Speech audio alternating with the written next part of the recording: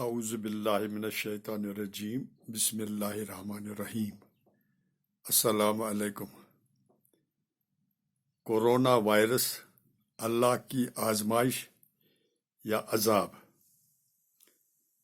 قرآن مجید کے بغور مطالعہ سے پتہ چلتا ہے کہ اللہ نے اپنے نیک بندوں کو ہمیشہ مختلف آزمائشوں میں ڈال کر ان کے صبر استقلال، صبر و تحمل، قوت برداشت وغیرہ کا پیمانہ ناپا ہے۔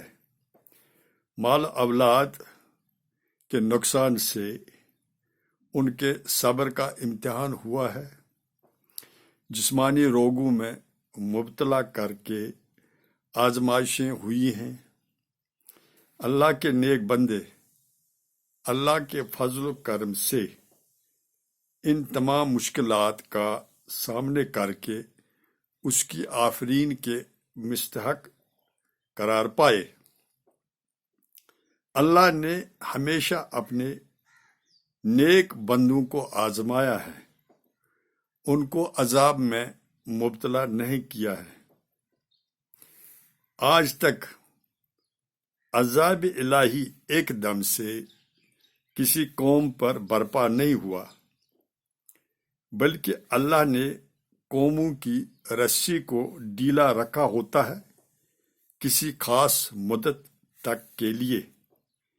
اس دوران ان کو سدھرنے کا موقع بھی دیا جاتا ہے، لیکن جب قومیں تمام حدود پار کر جاتی ہیں تو عذاب الہی ان پر مسلط ہو جاتا ہے۔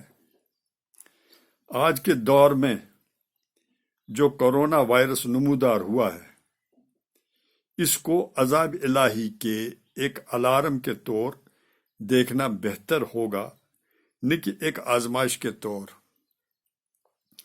ابھی شاید عالم انسانیت کو سدھرنے کا موقع فراہم کیا جا رہا ہے، اور ساتھ ہی انسان کو اس کی دنیاوی علوم کی معراج کی ناکامی کا درس عبرت دینا بھی مقصود ہے۔ ایک نہ دکھنے والے وائرس کی وجہ سے انسان کو اپنی ساری ٹیکنالوجی ملیا میٹ ہوتی نظر آ رہی ہے۔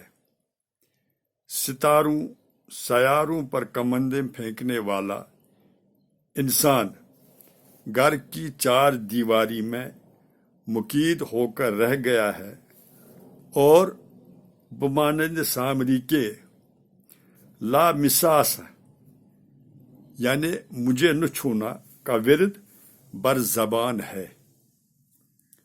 انسان اپنے کو خدا سمجھنے لگا تھا، وہ قانونی قدرت میں دخل اندازی تو کر ہی رہا تھا، لیکن اب اس نے اخلاقیات کو تار تار کرنا شروع کیا تھا۔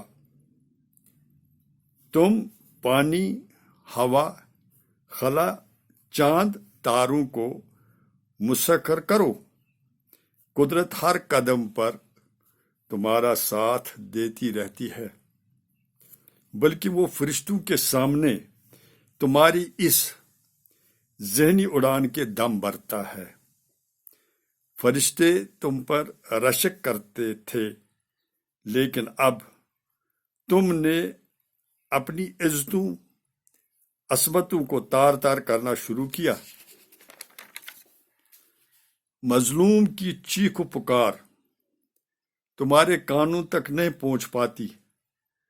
تمہاری آنکھوں کے سامنے بے سہاروں، ناداروں، مفلسوں، بے کسوں کی لاٹھیوں سے نیم مردہ کر کے جانے، گدوں، چیلوں، کووں کی خوراک بنائی جا رہی ہے۔ تم نے عرض الہی کو اپنے باپ دادا کی جاگیر تصور کیا ہے۔ تم نے سرحدوں کو لکشمن ریکھا بنا رکھا ہے تاکہ اس کے آر پار آنے جانے میں پابندی ہو۔ کیا سمجھتے ہو کہ تمہارے اوپر کسی کی حاکمیت نہیں؟ جوہری طاقت کی بنا پر تم کمزوروں کا استحصال کر رہے ہو۔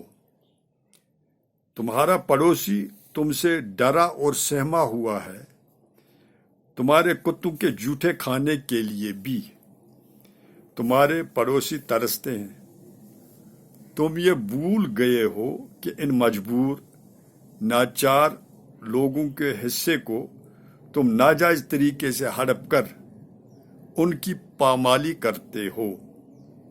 قتل ناحق کی تم اور تمہارا قانون بے شک پشت پناہی کرتا ہو، لیکن رب کائنات تمہارے اس عمل سے بے خبر نہیں۔